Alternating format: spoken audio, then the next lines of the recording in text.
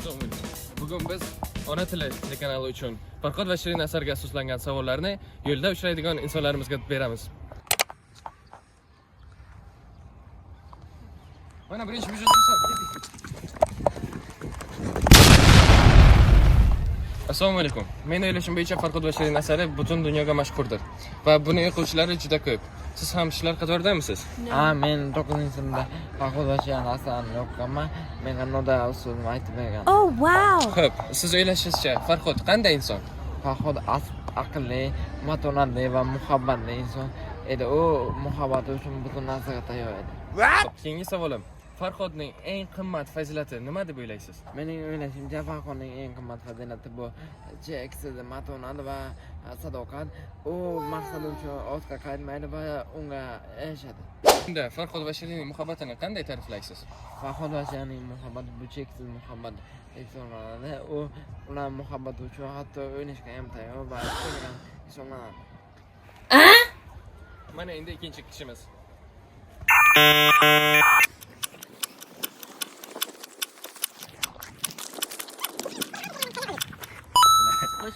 Let's go. Assalomu alaykum. Biz Ona tili telekanalidan sizga bir nechta savollar berish uchun keldik. Va avvalambor siz Farhod va Shirin asari bilan tanishganmisiz? Tanishganman. 9-sinfda Nurmon degan do'stimning ustozi o'tgan. Bu ustozning ismlari kim edi? Nodira edi mening. Xo'p. Men sizga bir nechta savollar beraman. Siz iloji boricha tezroq ularga javob berishingiz kerak. Tayyormisiz? Tayyorman. Boshladik. Xo'p, sizningcha Shirin qanday bir qahramon edi? Shirin, go'zal, dono, vafodor qiz edi. Menimcha u o'z ichida vafodor qiladigan qiz edi.